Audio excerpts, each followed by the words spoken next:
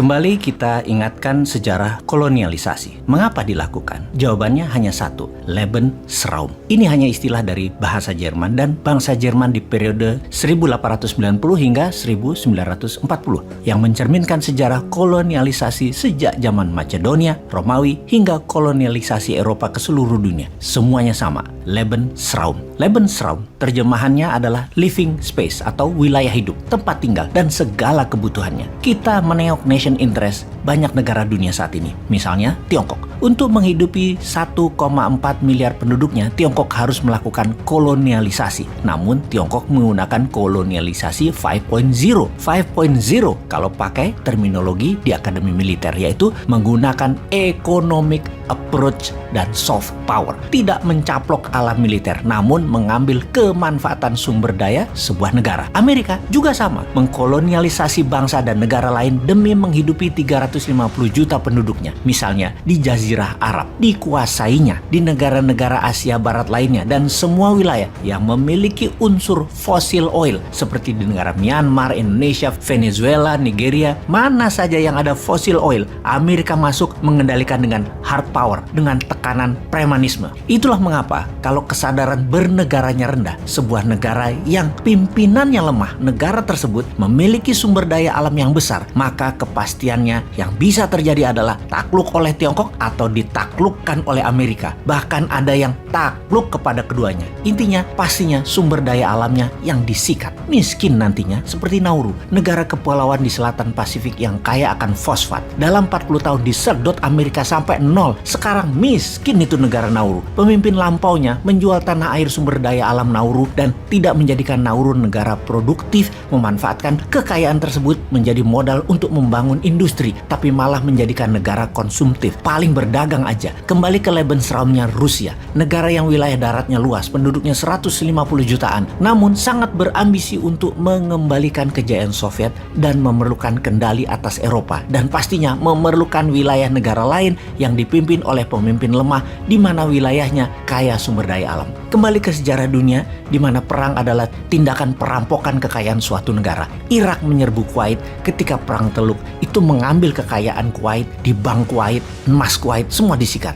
Amerika menyerbu Irak, mengambil kekayaan Kuwait yang Irak rampok, dibawa ke Amerika. Juga sewaktu peristiwa di Libya, di Benghazi, itu perampokan kekayaannya Gaddafi dibawa ke Amerika. Ada juga masanya Nazi, serbu Belanda, ambil cadangan emas Belanda dari rampokan kekayaan Nusantara. Lalu di tahun 1945 Amerika ambil emas rampokan Nazi asal Belanda tersebut ke Amerika. Intinya semuanya adalah bajingan, kampret, dan semuanya jahat. Inilah mengapa Ukraina penting. Ukraina mau masuk NATO dan negara NATO, Inggris dan Amerika horny banget ambil kendali negara Ukraina yang kaya sumber daya alamnya. Makanya Rusia berang, Ukraina mau masuk NATO tersebut. Mending dianeksasi sekalian karena bagian dari impian lama Putin. Rusia adalah Soviet baru. Pertanyaan berikutnya, emang Ukraina punya apa sih?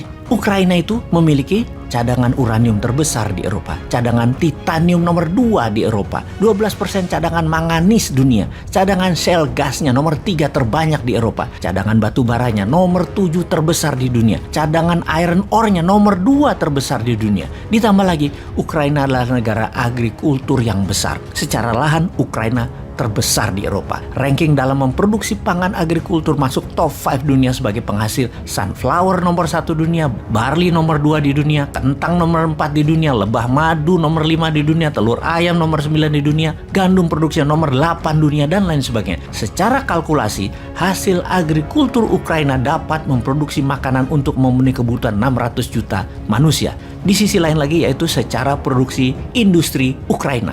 Nomor 3 dunia produksi dan pengekspor besi.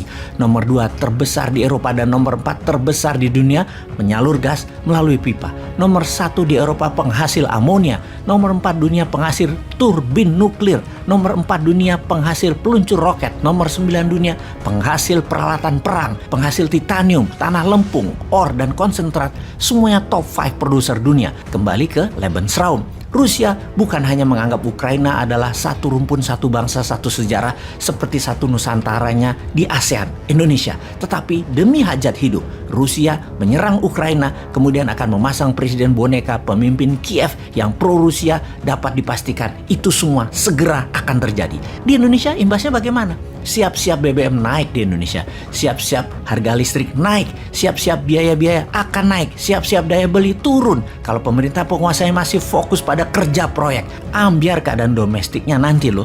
Semua ini kita nanya, pada kerja apa dikerjain sih?